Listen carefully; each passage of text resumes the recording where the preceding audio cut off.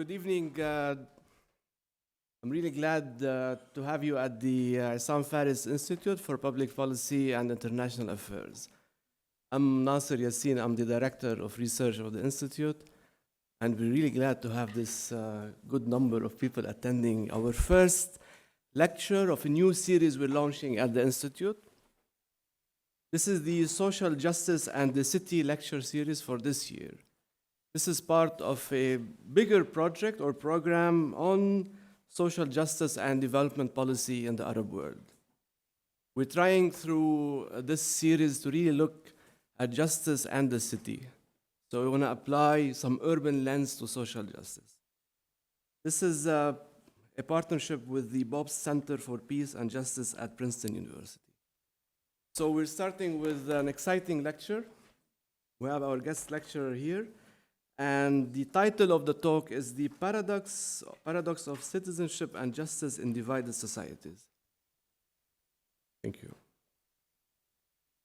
And in this paradox, we're looking at Lebanon, Bosnia, and South Africa. I think this is very timely at this time and this context we are in to look at citizenship and justice in divided societies. Lynn Staley will be actually our guest lecturer today.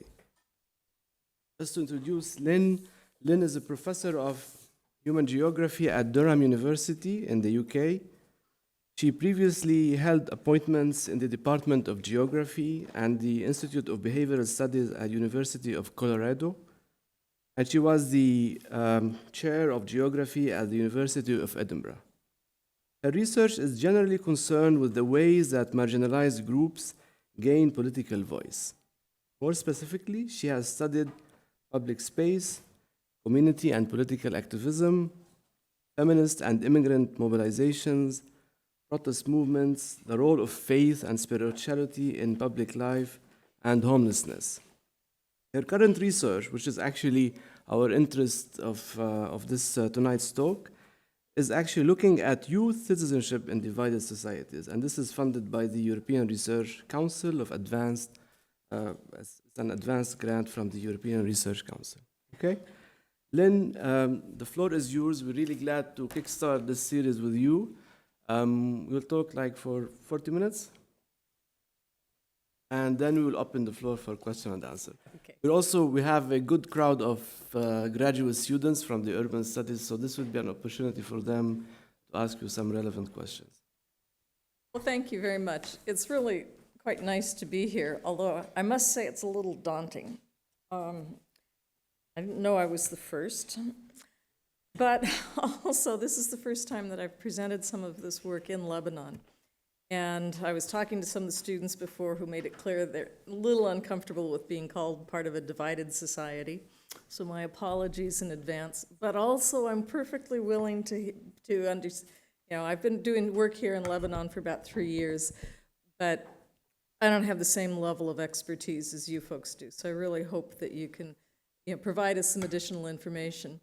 And insights. The other reason I'm nervous is because this is a collaborative effort with the postdoctoral researchers who are part of this project, 2 of whom are in this room, Konstantin and Dima. And this is the first they know about what I'm going to say, so they might not like what I say either. But I want to start,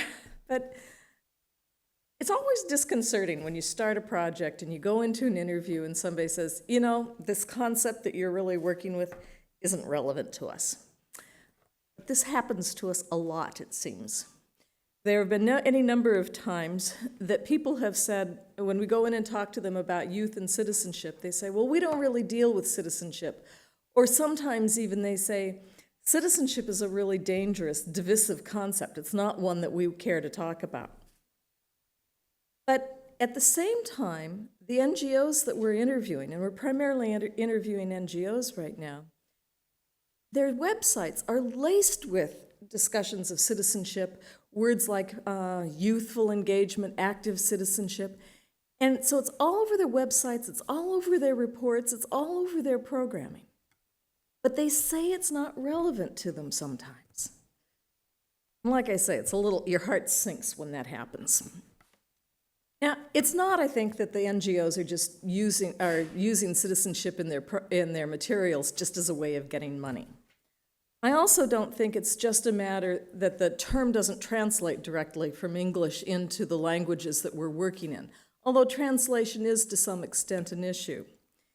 And it's also not the case that the societies lack a tradition of civic engagement, of citizenship, although some of the donor organizations and some of the academics writing about these three countries have made that claim.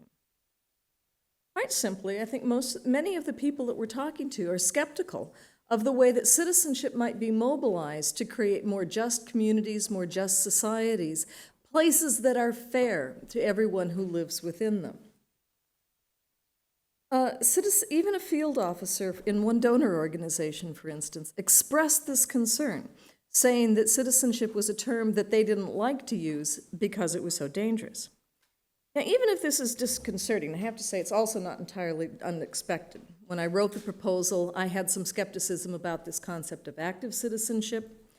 And I knew that any time that there was a discussion about citizenship being implanted from the North into other contexts, it was going to be met with some resistance.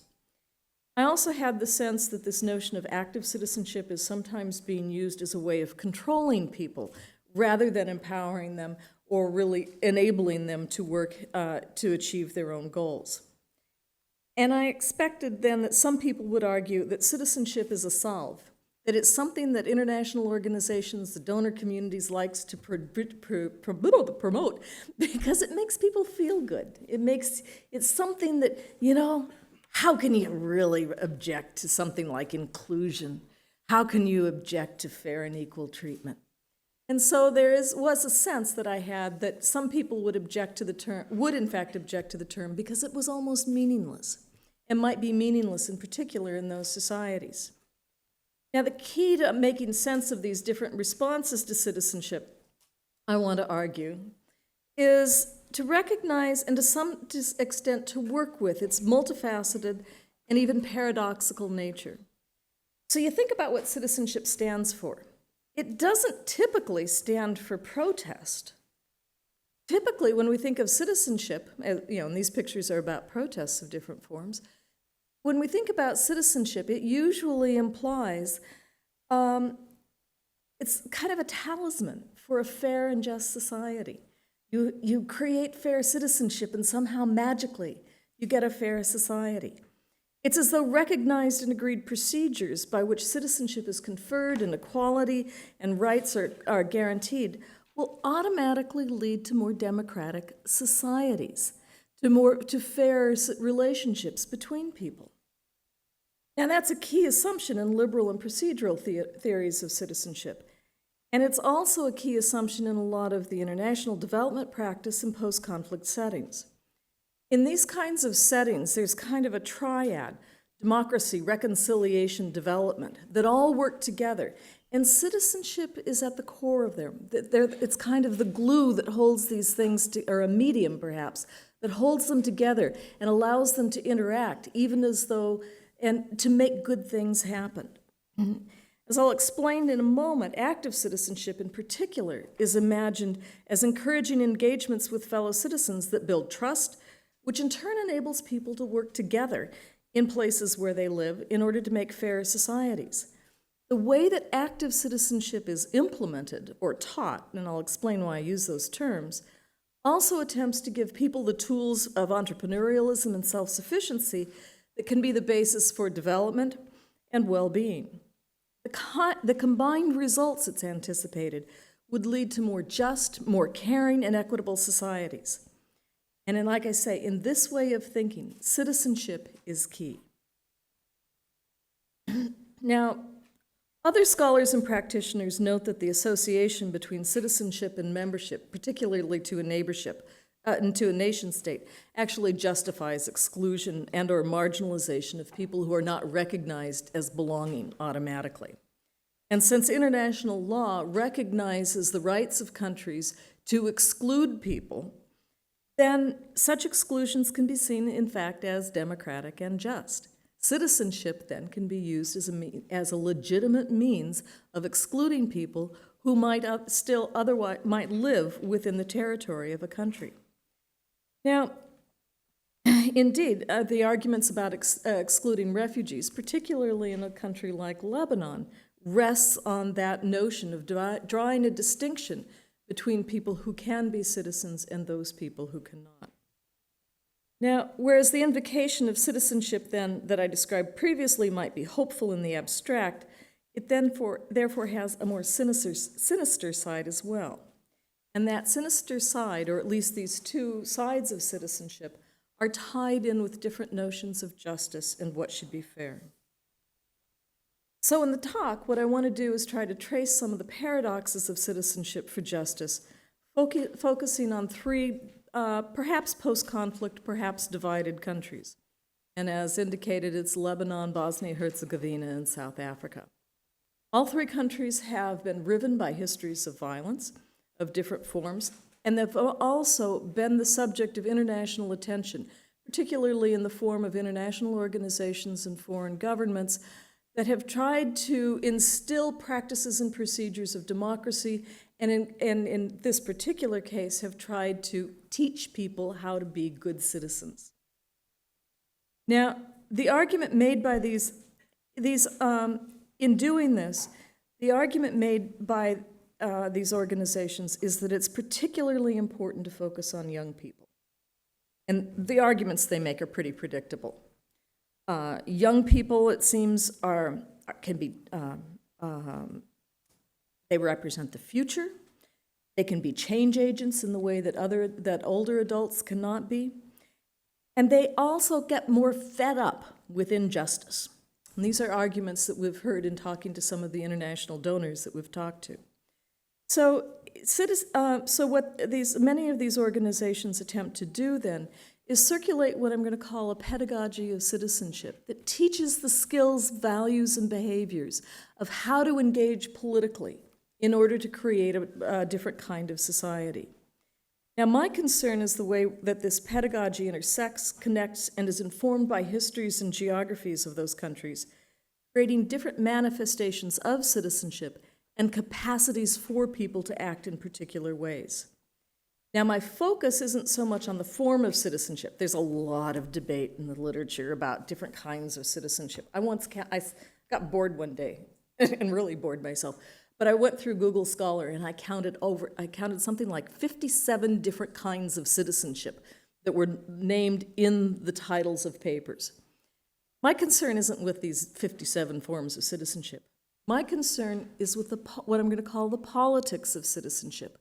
What citizenship enables. It's politics in the sense of the goals, visions, and strategies for change.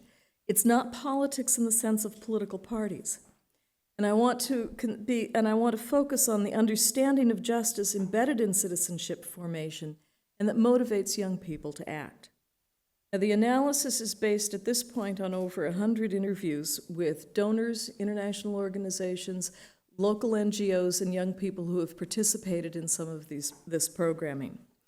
And I'm going to use, but not talk about, a genealogical approach to this, which attends to the ways that histories and geographies are intertwined with political practices and political thinking rooted in place, and do this to create and argue that this should create varied manifestations of citizenship in different contexts. And from this, I'm going to identify 4 paradoxes in the way that citizenship is mobilized, is presented as a solution to problems in a divided societies. Now, because I've got 4 paradoxes in 3 countries, fasten your seatbelts. This is going to be a whirlwind tour, okay? I'm obviously not going to be able to dwell too much on the particularities of any given place. So what do we mean by citizenship? And what can you do about it? For many people, it seems like citizenship doesn't really require any discussion. It's clear. It's liberal citizenship. It's a legal relationship between the individual and the state. But onto that basic definition, there are other definitions that are added as well. Some people argue that citizenship should be an identity, and even that it should be the primary political identity for people who live within a country. Others talk about notions of responsibilities, responsibilities to others, responsibilities to the state, and responsibilities to the communities and places in which you live. Others shift the focus from a legal standing to the kinds of values and responsibilities, the ways that people should behave if they are citizens. Indeed, some of these latter folks almost seem to imply that legal standing is not relevant to citizenship, or at least should not really be the focus. Still, others think that citizenship is a tool. It's merely a resource for getting things done. And as you might expect, some people invoke various definitions at different times. So there's kind of a slipperiness to the concept. Now, all of these, though, in thinking about this, then, I want to talk about this as the politics of citizenship. In other words, I want to talk about the visions and strategies for achieving social goals that are enabled by and in the name of citizenship. Now, not all visions and strategies are equally prominent. Not all are equally likely to get voice. So understanding the ways that young people imagine and enact citizenship in relation to institutionalized visions is central to the research that we're doing. So I'm taking the very unremarkable stance that position and power matter. Now, in our research then, we've identified what we call a pedagogy of citizenship that draws on the scholarships of academics in education, sociology, politics, and even the odd geographer.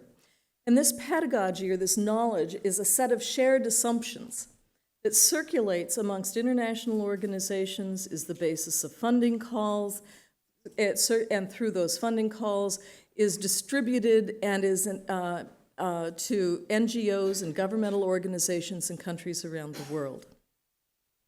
This pedagogy is not typically written as a formal curriculum, but instead is comprised by a set of shared assumptions about how citizenship is constituted and the kinds of behaviors that it should invoke or that it should foster.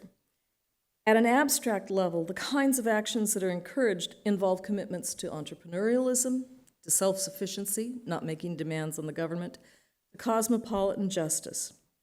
And this example that I've included here is completely illegible, so sorry about that, but it's the call for citizenship, it's called for from the British Council that outlines some of the key tenets of citizenship as it should be taught and as they try to distribute ideas and spread ideas about citizenship in different countries. And we'll note that the British Council has run several programs here in Lebanon, for example.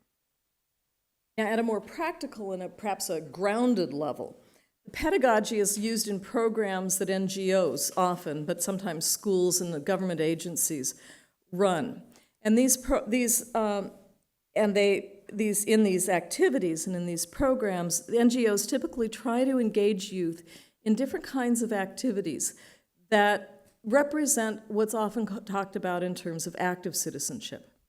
This often involves programs like training the trainers programs, in which people who are likely to be youth leaders learn both how to be a good citizen and also how to spread the news about good citizenship. But also they run programs that emphasize research skills, communication skills, and particularly intercultural communication skills, which is seen as critical in a number of places. They might also teach tech skills, teach presentation skills, financial management, and so forth, and importantly, program evaluation. All of these kinds of things are taught in the name of creating young people who can then go out and spread practices and ideas about citizenship more broadly. And it's consistent with the notion of engagement in civil society. Most programs tend to try to bring people from different sides of the table, different sides of the conflict, however you want to express it, and bring them together in shared activities. Now, it's really important to note that it's not simply bringing young people together that's seen as important. It's bringing them together to actually do something that's seen as really critical. And it's in the act of doing rather than just in the act of communicating, but in actually doing something. It's hoped that the values of citizenship and values of justice are embedded, take hold in the young people themselves. Increasingly, it seems that a lot of organizations are also attending to the need to support alumni. And these are people who may have gone through programs a few years ago, But as they enter into their jobs and families, they tend to be slipping back, or the concern is that they might be losing those values that were seen as so important. Now, as noted, these ideas and sets of practices are circulated by international organizations, donors, civil society organizations, and countries, and like I said, most particularly in divided societies. Citizenship is intended, then, to build bonds that can unify people, help them build new relationships, and work together in building a more just, or at least a less conflictual society. And sometimes just having a less conflictual society is a really good thing. Justice may be too much to ask for. Now, this is a really hopeful gesture. It takes a lot of optimism to think this is going to work. But citizenship is often seen as neutral and somehow separate from the injustices and marginality created by laws or practices that divide and differentiate based on race, based on gender, based on religion, based on ethnicity, based on almost anything. And like I say, young people are seen as particularly amenable to this way of thinking. A number of people that we've talked to have argued that young people have a stronger sense of justice than their elders do, which I think kind of hurts my feelings when they say that to me. They also argue that, and so it's important, they argue, to capture that spirit when people are young and before they get worn down by jobs and get embedded in families and distracted by those kinds of responsibilities. And there's a hope that young people are less mired in and probably are fed up by the struggles and conflicts that have divided their societies and that are, in the words of one person I talked to, so yesterday.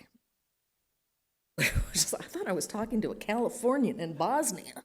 But there's hope then that young people are less interested in rehashing old conflicts, and they just want to get on with things. They want to say enough and go and move forward. So they're ripe in many ways for the active and creative engagements that are imagined and that are promoted through the pedagogies of citizenship. But while the pedagogy and the ways of implementing it are largely the same across different countries, the outcomes of the programming may be quite different, and at least on the surface, to have very limited impacts. Now, I want you to hold on to that warning of on the surface, okay? So I want to step back from this more abstract discussion and talk a little bit about 20 years of the effects of 20 years of citizenship promotion efforts and the way they seem to be manifested in the 3 case study countries and for youth within them. This obviously is going to be pretty brief, and like I say, hold on to your seats. Let's go first to Bosnia. It was in Bosnia that I first heard that citizenship was meaningless, although I didn't really fully understand what the person was talking about at the time. I thought, and the 2 people who were with me thought, it was because the political structure divides the country into 2 entities that operate largely independently. And because those 2 entities correspond with the pattern of ethno-religious identities and with the pattern of ethnic cleansing that was part of the war, it means these 2 entities effectively can block each other, or the leaders of these 2 entities can engage in blocking maneuvers at the national level. And so very little seems to get done. And so we thought they were saying that national citizenship was ineffective because of the structure of government. Now, this governmental paralysis is a source of great frustration among many people. It's also a source of anger among a lot of youth. And it's generative of political acts that have the potential to be transformative, such as the temporary establishment of plenums or participatory democracy forums at the urban level. Now, these plenums, were preceded by a series of protests in June and July of 2013, in which people were protesting the ineffectiveness of the government, and then in February and March of this year, a number of young people in working with unions became involved in establishing these participatory democracy forums at the local level. Now, these ran strong for quite a while, and they created, quite frankly, a bit of nervousness amongst the international community because both the protests and the plenums had the potential to destabilize the nation state, the national government. And one of the things that becomes clear is that while this is a pedagogy of citizenship and is discussed in terms of citizenship, the the fundamental goal of many of the organizations promoting citizenship amongst youth is actually keeping the nation state together, keeping national governments working. So even though the respondents argued that citizenship was meaningless, their websites were peppered with the term. And here I should also point out that we selected organizations to interview because they mentioned not just citizenship on their website, but they might have mentioned something like youth participation, engagement, or something like that. Now, what it turns out is that this is where translation matters in some really important ways. Bosnia, in the local languages that work in Bosnia, there are two terms that describe citizenship. And here, you should never give a talk where you can't pronounce the words. And I'm going to do it. There are two terms here that define citizenship that are used in citizenship. The first one is gradanstvo, which is rooted in the word for city. And it implies a civic form of citizenship, but might be local, but it's more likely to be rooted in civil society. Now, članstvo draws from the word for state. And I do think I'm saying it correctly, although if somebody here is from Bosnia, correct me, please. But I think it is članstvo. Now, this word is associated with the nation, but in the case of Bosnia, also with the two entities that divide the country and with the cantons within the federation. So more than just a linguistic difference, use of the terms reflects very different meanings of citizenship, differentiated and nuanced meanings of the citizenship. And with respect to gradanstvo, it reflects a certain nostalgia for a kind of socialist brotherhood that was characteristic of Yugoslavia before it broke up, as well as assessments of how political action can be mobilized. Particularly, it's an assessment that says political action and citizenship can most effectively be activated in civil society at the urban level, but not particularly well within the state. So when our respondents said they didn't use the word citizenship, it's because they didn't use the word for citizenship that was rooted in the nation state, which is what they assumed we were talking about. Instead, they were working with a concept that was already complex and differentiated. And it wasn't that they lacked an understanding of citizenship. And I will say that many of the international organizations that operate in Bosnia will make that claim, that Yugoslavs and Bosnians do not have a fundamental understanding of citizenship. Instead, it was their argument was that the programming that was being distributed by international organizations blunted a very finely nuanced and powerful term. Now, this is important in the way that citizenship is promoted, or perhaps should be promoted, by international organizations. Those agents tended to focus, as I indicated, on building a stable state and institutions that they hoped would reflect the will of the people, even though all of the evidence is that it just results in blocking maneuvers. So as a result, there was an awkward silence in the summer of 2013 with the babies' protests, which is what they were called, and then later when the plenums arose, because these emphasized deeply participatory practices that threatened to destabilize the national government. Now, in South Africa, we have a different situation. South Africa is often listed and mentioned by the people that we've talked to as kind of the shining example of how transition can occur and how a more democratic society can be, and a more democratic, non-racialist, and more equal society can be built. Now, the non-racialist guarantee of the Constitution of South Africa guarantees that the country will follow principles of human rights and justice that are written in international law and that apply to everyone who is resident in the city, regardless of the country, regardless of the legal status. This has been a source of pride for many South Africans. Yet, these commitments to human rights and to cosmopolitan justice are in many ways belied by the very deep inequalities in that society.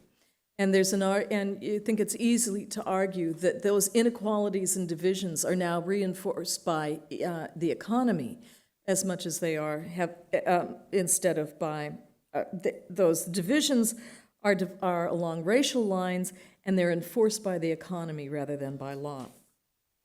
Now, and once again, the government seems pretty darn helpless, although many people would say it's just too corrupt and too biased toward Zulus to do anything about it. So it's in this context, citizenship often seemed an empty category to some of the people that we talked to. Though it's one that, because of the apartheid history, they would not relinquish. That legal status remains important, even though it seems to be ineffective. And so the question that citizenship raises in South Africa, according to our respondents, is how to make citizenship effective in creating that more just society. Now, in some interesting ways, and ways that I find a little uncomfortable, that idea of working toward a more just society is often talked about in terms of social cohesion, in which tolerance is advanced, but the connection with equality is not directly made. Now, the significance of national citizenship vis-a-vis residence in the country has also moved to the forefront in recent years. As I said, the Constitution formally guarantees the rights of citizens and human rights to everyone who's resident in the country. But there's pressure now to decouple residence from citizenship. And this reflects some of the xenophobic reactions, primarily to Zimbabweans when they moved into the flood conflicts in their country in 2008. But it reflects the increased numbers of immigrants who seem to be, and who often are entrepreneurs in some impoverished areas. Now, as a result of this pressure to decouple citizenship from residency, there have been a number of, it has become much more difficult to gain entry to the country, to establish the legal right to be there, and to gain citizenship. So one NGO director that we talked to noted that made a really interesting observation, and a really disturbing observation, it seemed to me. She argued that apartheid had robbed millions of their right to citizenship, equal justice, and so forth, but the current policies in the country are robbing millions of residents of their access to those very same rights. It's as though, she argued, the lessons of apartheid had been forgotten.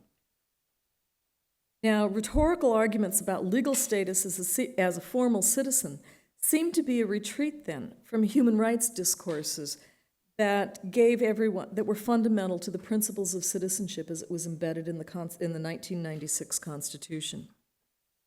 Furthermore, the attachment of foreign governments and international organizations to strengthening the state, even in the face of this retrenchment from claims to cosmopolitan justice, means that the international organizations do not see the conflict or don't see the contradiction in what is happening. Indeed, one international donor organization describes South Africa as having graduated from the need for programs to enhance citizenship because everyone is already equal. An interesting argument. Now, Lebanon, and here, as I say, is when I'm really getting nervous. Now, I think it's fair to say, and you folks will let me know, I assume, if it's not fair to say, that a lot of young people in Lebanon lack hope for a better future. Okay, I got that one right. And many people will point to the structures of sectarianism as creating further blockages with it. I got that one right too? Okay, so that sectarianism, even though it is argued to hold the country together, in so many ways it presents blockages to getting anything done at a national level. Now, because of the importance of both sectarianism and religious identities, it seems to me that many of the NGOs we've talked to are reluctant to describe themselves as secular, even though that happens in other countries, such as Bosnia, where religion is very important and religious identities is important to identities. Instead, they call themselves non-sectarian and encourage participants in their programming to celebrate their faith, even as respecting the faith of others. Now, I think this is laudatory, but I'll point out that it runs contrary to much of the discourse by international organizations which posits a more secular kind of public sphere. And the pedagogy of citizenship that I talked about also reflects certain commitments to secularism and the expectation that national identity will be primary.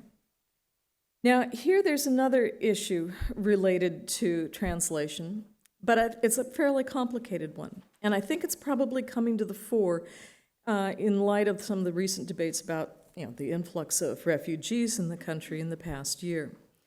It certainly has become more prominent in our interviews, which I should say in Lebanon began in 2011, just as the Hariri government fell.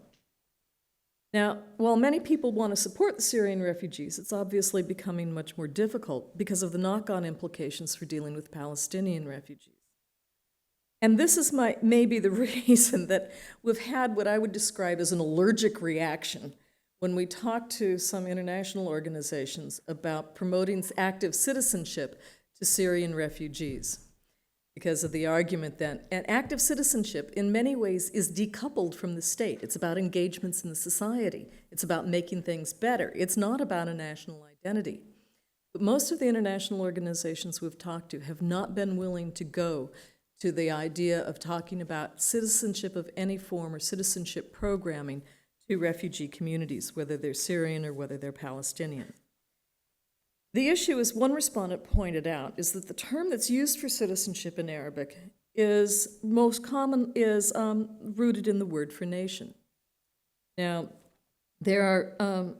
muwataniya is the word that we've seen most commonly used, but it doesn't appear in most of the dictionaries that we've checked, so it may be a neologism. But that linkage between citizenship and nation reinforces an idea that citizenship is national, and it signifies national belonging, and therefore is not available to refugees regardless of where they're from. And furthermore, these organizations point out that the linkage between nation and citizenship is probably one of the crowning achievements of citizenship and the educational system in the 20 years since the war, and is probably the reason, and that sense of the promotion of a Lebanese identity amongst young people is probably the reason the country is holding together in light of the current crises. Now, I'll leave you to decide whether you think that's true, but it is something that people have told us. Now, so I've gone through these three countries. What are the paradoxes that they raise? And I think there are four. The first is that there's an attempt to create citizenship as a signifier, as an identity, without dealing with questions of reconciliation. And this is something that we heard, that we did not hear in 2011, but is becoming much more common in the interviews that we've done in 2013 and 2014. So in all three cases, there's been a real reluctance to deal with the past, to deal with conflicts, because it's seen as either too raw, too irrelevant, something that will simply re-inflame conflicts. So, for example, in Bosnia, the OSCE encourages high schools not to talk about the war at all, and instead just talk about citizenship as though they're one big happy family. A little interesting. And I'll say not working very well. Now, in all three countries, though, it also seems to me that there's growing emphasis on the part of young people, or growing willingness to address, and a need perhaps, seen need perhaps, to address those sources of conflict. Now, I'm not sure that I can really point to why I think there's a growing willingness and a growing need to it, except that there are, for example, in Bosnia, the people who are leading the marches for different forms of commemoration, who are leading the marches and the protests to expose what happened during the war, are largely led by young people. Now, part of the struggle is that there's a tension that operates between citizenship in the present and reconciliation of its role in the past as societies move into the future. Now, part of the struggle for citizenship in a more just society, it seems to me, is bound up with that tension. Now, the second tension or paradox is between civil society as citizenship is located in civil society as compared to the state. I've noted citizenship implies a legal relationship with a nation state and the individual, and it's conferred by the state and implies a set of obligations between the individual and the state. But in all three countries, NGOs and the pedagogy of citizenship have emphasized the potential of participation and action as citizens in civil society rather than citizens of a state. And in some ways, if you've got your cynical hat on, it's easy to say, oh, this is neoliberalism. and gone amok. And it's the tendency of neoliberalism to shift responsibility from the state for social welfare and justice onto individuals. Certainly the importance of not placing excessive demands on the state for welfare is an important part of the pedagogy, and it's the reason that entrepreneurialism is emphasized so much. But it's striking that civil society is seen by almost all of our respondents as the critical site to act as citizens. Now, the reason that we think this is, and importantly, they seem to, this is not some kind of romantic notion about civil society, unity. Instead, it's a pragmatic reflection of the fact that the states in all of these countries in many ways are ineffective or blocked, and that the only place that you can take action perhaps is in civil society. So it's pragmatic more than it is theoretical or ideological, I think. And furthermore, there's a common refrain through here that it's only from civil society that you can raise the voices that need to be raised in order to hold the state to account. Now, the reason this is paradoxical, then, is because liberal citizenship with respect to the state is most often linked to notions of equality, law, and justice, to questions of fairness. Without the state ensuring a legal system, how can you talk about justice, for example? Furthermore, civil society, we have to recognize, is deeply and profoundly unequal. It's structured by gender, it's structured by age, it's structured by class, it's structured by race and ethnicity, it's structured by sect, it's structured by sexuality. It's just fundamentally unequal. And so the question then is how you can use activism in civil society to create to force a more just and equal world. Now, it seems to me that the NGOs are doing this work and the young people who are participating are undertaking almost a heroic job. And it's a job in some ways that can be quite dangerous. We've talked, for example, in Lebanon to a number of NGOs that are working in fairly dangerous places, I would say. Certainly there are places that Durham University will not allow me to go. It turns out it's not about, everything about research revolves around insurance, is what I've decided. But these are, and as an American and as a British academic, there are just places that I am not allowed to go. But these NGOs are. And they're doing things that that in many respects seem nice and comfy. Citizenship, but fundamentally challenge many structures in place.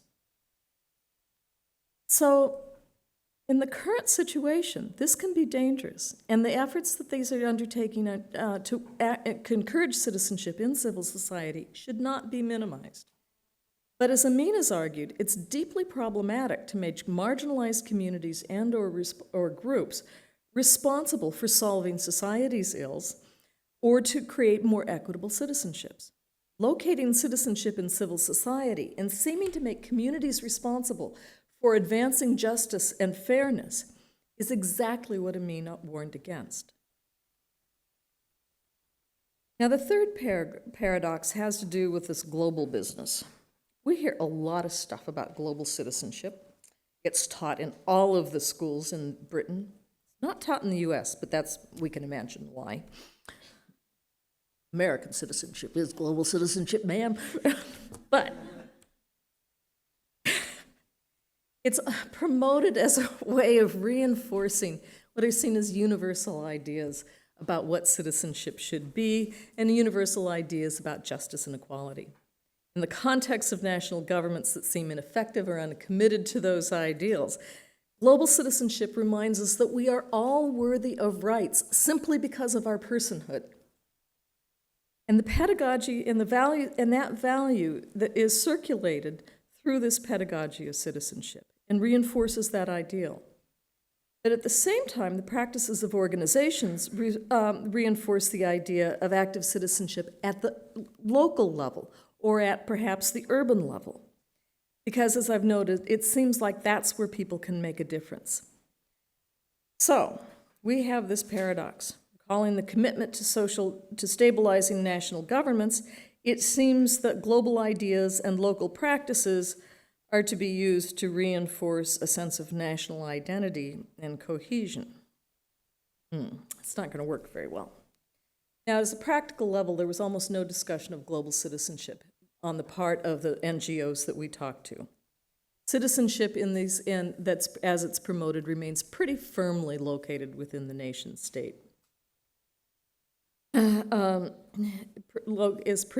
there's this paradox that opens up about where citizenship, what's the best kind of citizenship, global, national, or local, in terms of creating fairer societies. Now, the final paradox reflects the possibility and indeed the likelihood that young people will take lessons about the way that citizens can act and use them in ways that might run counter to the goals of international organizations or national governments. And here I will simply point out that I am the mother of a 26-year-old and 28-year-old. I noticed from a very early age that they did not use the things that I taught them in the ways that I intended. And they did not always listen to me, and they still don't. While these organizations are not intending to be the mother of young people, a lot of them know that they are going to try to teach young people particular ways of behaving, to instill particular values. But the way that those skills will be used is uncertain. Think, for example, about the protests and the uprisings, the revolutions, whatever you want to call them, in January and February of 2011.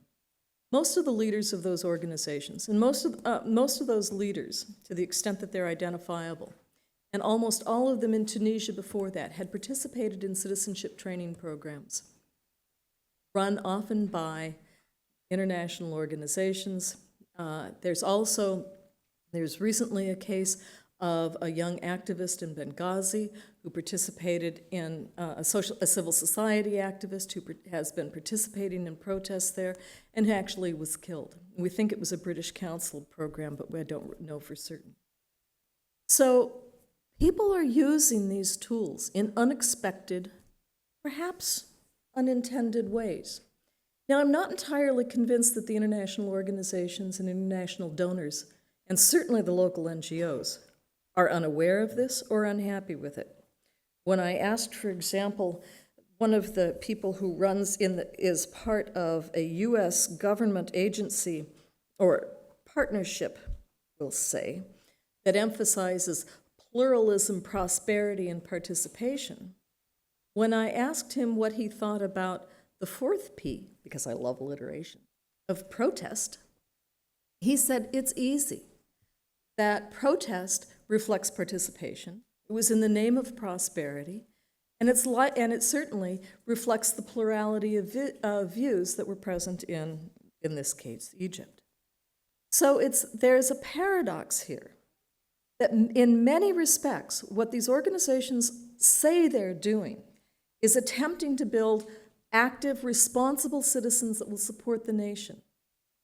But at least some of the field officers know what they're doing is instilling skills that can be used in very different kinds of ways. So instead of training young people to be active, compliant citizens, the babies' protests in Bosnia were also led by people who are some of the poster children of the National Endowment of Democracy, and were engaging in actions that had the potential to bring down the Bosnian government. And I should say this is the parliament and this picture of protests and so forth. So how to make sense of all of this? In labeling citizenship as paradoxical, I recognize the problematic nature of that term. But I also recognize the ways in which it might be simultaneously empowering and crucial in creating more just societies. Paradoxes aren't problems. Instead, they reflect tensions between ideals and realities, and between competing political goals. As we seem to be seeing, they may provide the basis on which different forms of citizenship can emerge. Whether this is hopeful or empowering, whether you see it as violent and regressive or as reinforcing inequality, really depends on the political views and goals of people and organizations that are involved in promoting citizenship amongst youth. Now, Engen-Eisen has argued that we need to be attentive to the ways that histories and geographies interact with political visions and acts in ways that might be unexpected, that are not, in his terms, already configured and understood. In this way, the paradoxes of citizenship are not really about a pre-given category, citizenship or even active citizenship. Instead, it creates the opportunities in which different visions of a better society, a better nation, a better world perhaps, can be engaged, contested, and even perhaps enacted. So thank you.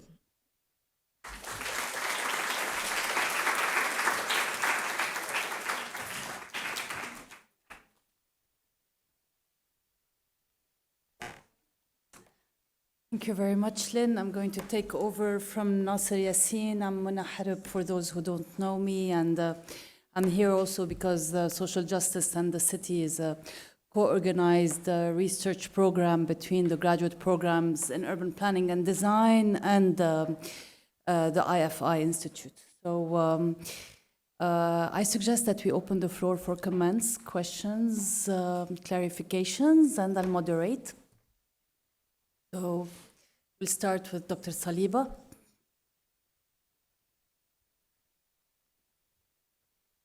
I would like to start with a remark which may seem a little bit confrontational. Okay. I think that linking the notion of citizenship to social justice may be misleading and may lead to a populist or a discourse which is mainly based on demagogy. I'm using these strong terms just to provoke some discussions. I think that citizenship is mainly rooted in not so much social or political responsibility as much an economic responsibility, meaning that active citizenship is very simply paying your taxes. And also, by paying your taxes, you are trying to make the government accountable for redistributing these taxes equally and providing services. So I think that providing this alternative approach to discussing citizenship in relation to the responsibility of the citizens themselves towards the government is important, because this is what Western democracy is basically about, is about redistribution of taxes equally through an efficient government.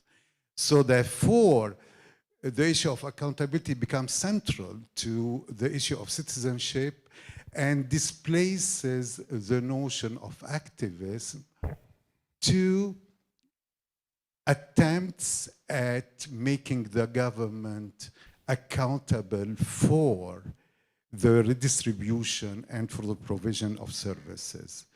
And my second question will be very brief, is that how citizenship is rooted in the discipline of geography, which is mainly spatial. And I would like to ask you about this intersection between the two. Thank you. Dr. Azam.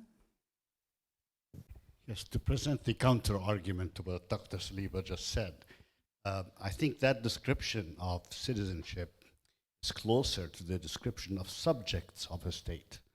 The act of paying taxes does not force upon government how they distribute the expenditure of these taxes. You know? But it's a contract that has an expectation, but the actual act of paying, if you refuse to pay, you'll be jailed. So you have no way through the paying of taxes to influence that government.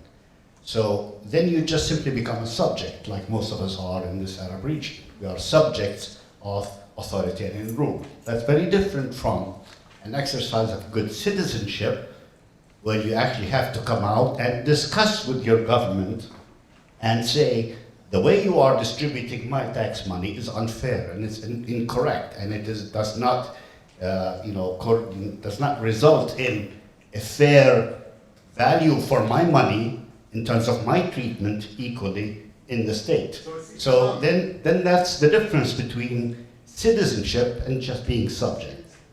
So I think that I would lean much closer to a definition of citizenship that means an active engagement in public life, where the average person who is a member of a community, and it could be a city, it could be a state, it could be a refugee camp, is actively engaged in saying how this community should be run at many different levels, economic, social, political, whatever. Well, thank you, and thank you for making the point that I tried to raise, that there are competing definitions of citizenship and competing views.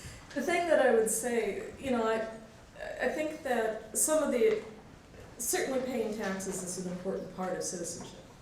And it's the reason, for example, that women have been denied citizenship, because they don't have the autonomy and the ability to pay taxes. That's the reason why in the American context, Native Americans were not seen as citizens until 1924, by the way. Why African Americans could be enslaved. So, and why landless people without property, were not seen as citizens for quite some time. So that's clearly important. It's part of a broader set of relationships, though, between the individual and the state, and a broader set of responsibilities, because participation in the military was also part of citizenship, historically, and in many countries is still a key part of citizenship. So that's one aspect of it, and I don't intend to deny that. I also don't intend to deny that income inequality is a profound reason that many people can't act as citizens, don't feel like they're part of citizens. So the issue of accountability, though, I think is really important, because it turns out one of the major funders of some of these citizenship programs that we've been looking at is the International Transparency Association. Now, I haven't really gotten to the bottom of this, but that idea of citizens working in civil society to hold the state to account is also part of citizenship. And it's not just economic, then that accountability. I sense some dissent. So it's an important, that's an important part of the relationship. But as we can see, there are other normative values that are invoked in the term citizenship, and those normative values are pretty common through a lot of political theory and in what I've been talking about, the kinds of programming that is being distributed. Whether you think it's appropriate or not doesn't deny the fact that it is in there. Now, there may be a danger in talking about it that way, but again, those values are the values that are being promoted. Now, why is a geographer doing this work? I've got to tell you, I'm probably one of the world's worst geographers. I cannot read a map to save my soul. I don't like them. I have very little use for them. They do not help me think through things. But there is a spatiality to this. I just thought I wouldn't talk about it this time. That part of my argument about these deeply unequal societies and the conditions in which people live, what's available as a resource in a neighborhood, for example, across a city, is profoundly geographic, it's profoundly spatial. And we geographers also have what I think can fairly be called an obsession with scale, or the levels of government and the levels of the economy. And so that argument about is citizenship national, local, or global is a profoundly, we think it's geography. But of course, geographers think everything's geography, so that's not very helpful. So. We're here, and then I'll move up. Hello, if I may raise two questions. First, concerning Lebanon, you spoke of secularism versus non-sectarianism in NGOs referring to themselves as supporting citizenship. But to what extent can we say this is an obsolete same flip of the coin? And because at the current moment, to really head for citizenship, it's all about tolerance or not. It's about whether you are tolerant and ready to debate and negotiate with whoever has a different point of view in religion, if it's a different religion or if no religion at all, whether you're tolerant or not. And my second question is, to what extent can change in the physical urban form, to what extent can it better push for cohesion between the communities of a conflict, whether this cohesion is going to be defined as citizenship at a local municipal level or city level or not?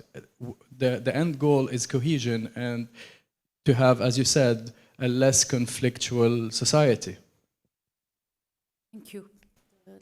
Can you please just give the mic to the lady next to you?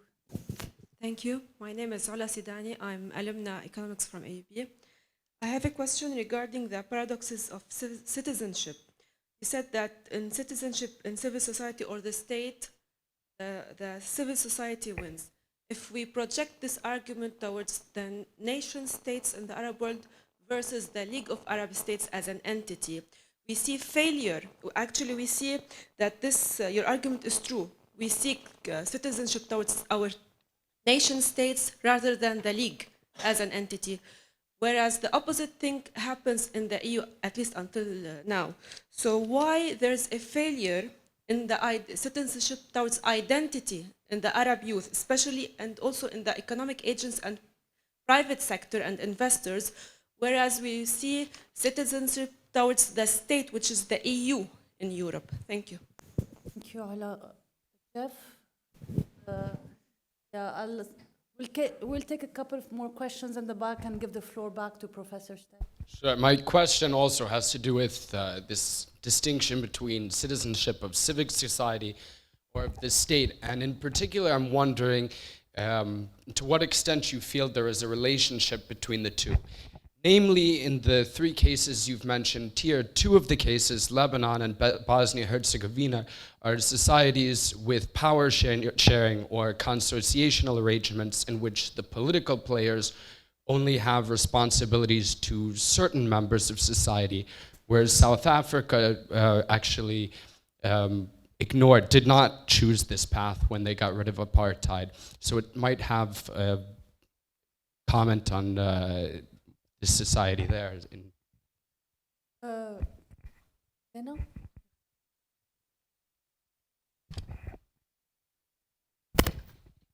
I have a question regarding your first paradox when you talked about citizenship without reconciliation. I was wondering if there was a difference between South Africa and the other two countries you were talking about, since at the end of apartheid, reconciliation was considered part of the reconstruction of the idea of the nation. And we'll give the floor to. Yeah, actually, my question is regarding the final paradox, which is, are we trying to have an active citizens or radicals? My question is that you started from the first sentence that that what you are trying to do is trying to have a pedagogical approach to citizenship. So maybe this is the idea. We are trying to give more of Western standards to a local standard, which may not be valid or may not be practical enough for the people to apply it.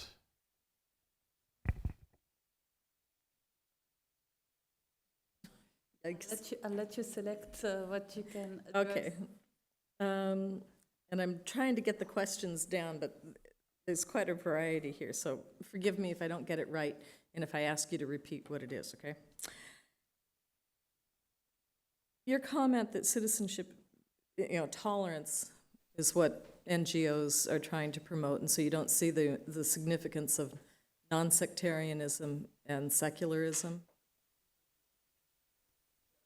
This debate, whether you're sectarian, non-sectarian, or secular, and just prove that you are tolerant to someone who has a different point of view. I think that's clearly an important part of what a lot of the programming, a lot of the organizing, a lot of the activism is about. And But it's, in here, it seems really hard to do that because there's that language of secularism being the 19th sect. So it's already, secularism is already bound up with sectarianism in some way. My point is that, I think atheism in many ways. yeah, but one of the things that a lot of the kind of political theory that is being drawn upon emphasizes people who, as they enter the public realm, are, this is not my logic, okay? So don't get irritated at me. You can get irritated at me for other things, not this one.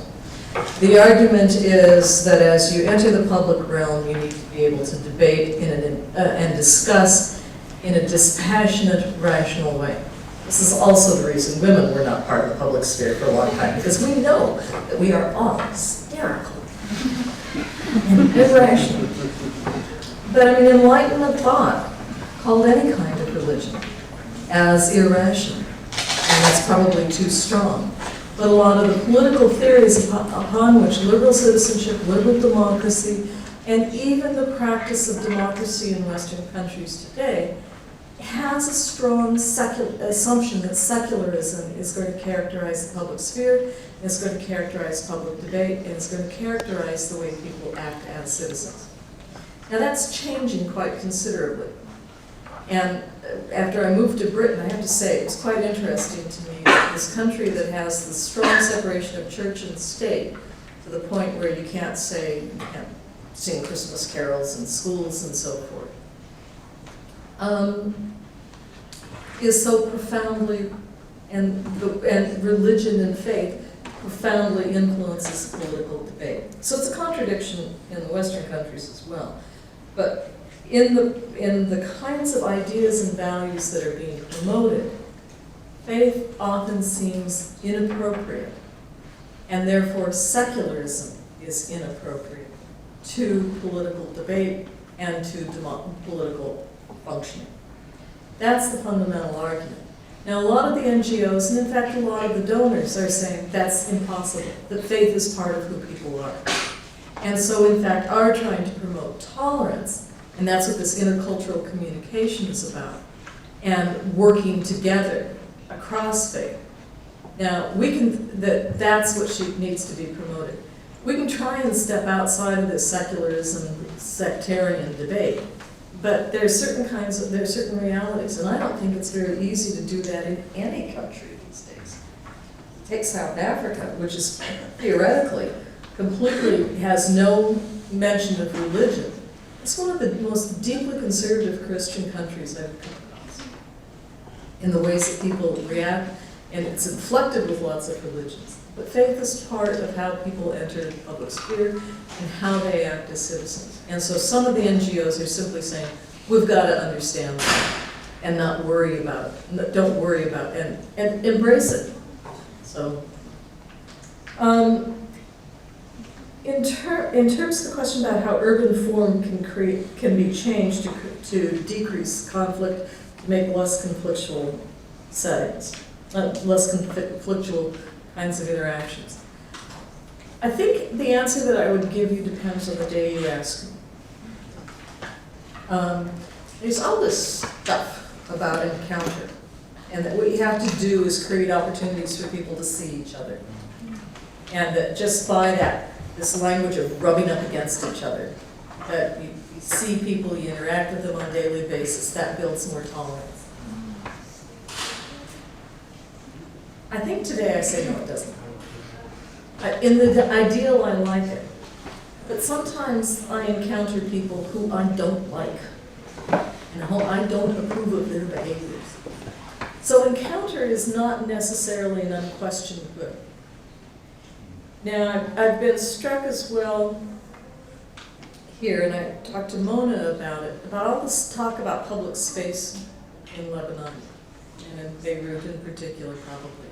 And about the way that there are no spaces for people to encounter, to meet people who are different to themselves. And I have a hard time evaluating that. To the extent that it's true, I think it's probably a problem. But I also think it's a problem that in the way that neighborhoods are deeply unequal in socioeconomic status. And I don't know how you create, I honestly don't know how you create spaces and an urban form, which is even more difficult than an urban space, in which people really are able to come together despite their differences and interact in this kind of conviviality that public space is supposed to provide. Now, if you ask me tomorrow, I'll give you a different answer. I still don't think I can say I can talk about urban morphology.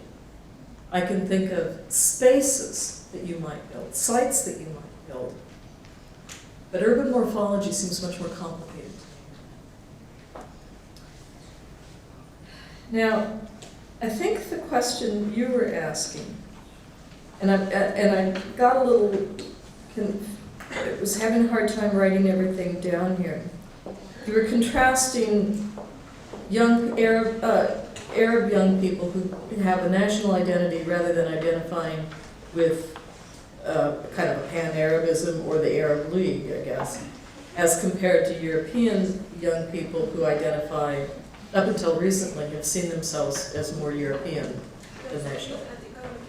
Yeah. Okay. This is way beyond what I know. What I do know is that the EU has spent a lot of effort trying to create that, and spent a lot of money on educational programs within European schools, created lots of mobility, lots of exchanges and so forth, that I don't think has happened. But I suspect that reflects a lot more about the issues about the way pan-Arabism is seen in this part of the world as compared to pan-Europeanism. But as you noted, there's a strong move away, at least on the part of some people, from that kind of European identity. And I'm in Britain now, and it looks to me like Britain's going to leave the EU, or leave it in important ways. Now, it's interesting, though, because it's not clear whether young people see themselves as European, as British, or as British European. And I think that's just a question that's not asked very often. Similarly, I don't know that it's asked very often with respect to Arab young people. Do they see themselves as national or Arab or both? I just don't know.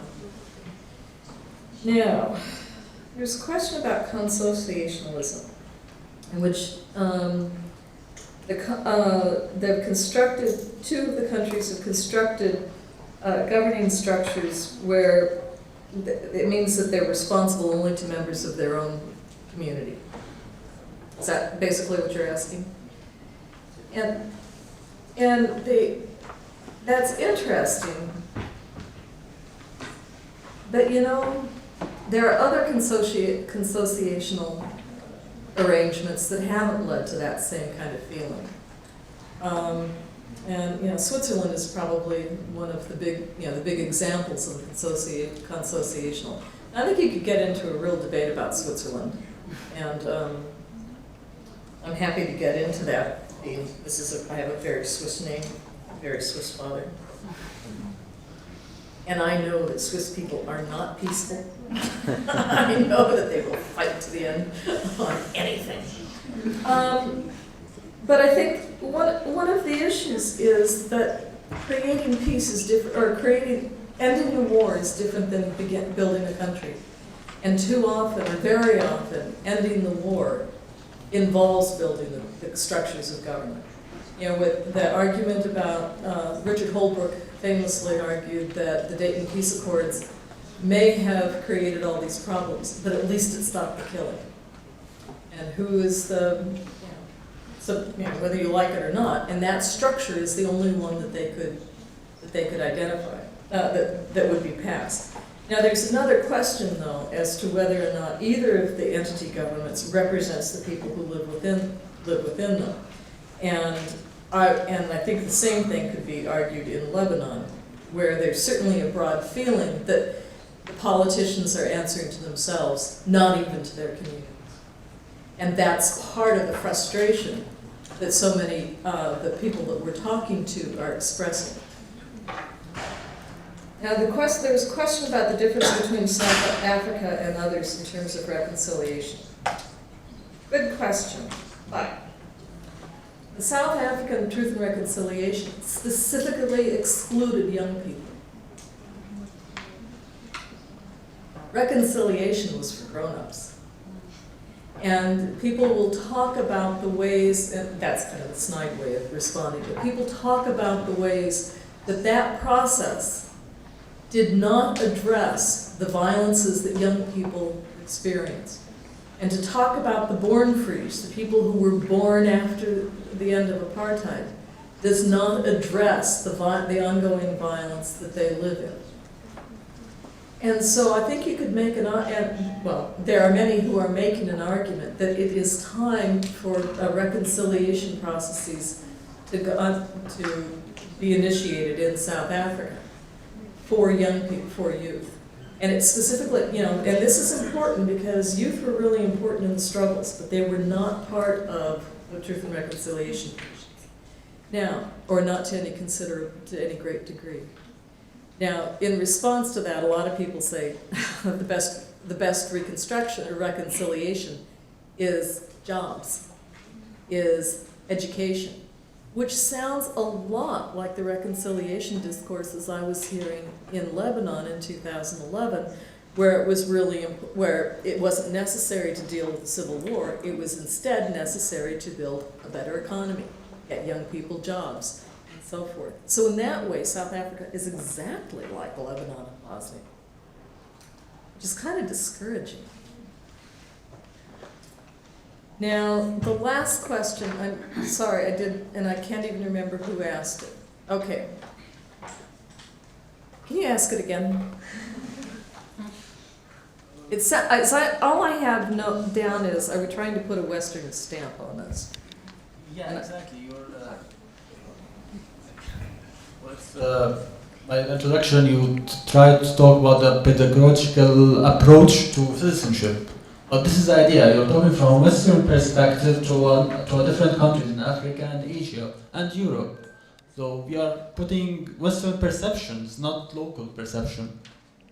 And that leads to the final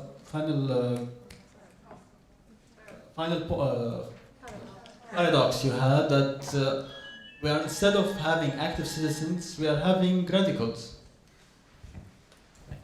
Okay. I think it's undeniable that the pedagogy and the ideas and values that are being circulated come from the West. I mean, like I say, I'm an American, I know what's best. It's undeniable. But and what I didn't talk about is two things that happen. One is that a lot of the NGOs, for example, will try and modify the programming to make it more reasonable in the context in which they're working. One of them in Lebanon, for example, I'm going to lose his name. I've lost his name. Amin Malouf? Yes. Yep. Okay. Ooh. Yeah. Okay. That talk about that his ideas and his thinking is incorporated very much in the kind of work that they're doing. And so she talked about citizenship with a Lebanese face. It's kind of an interesting concept. But I think what I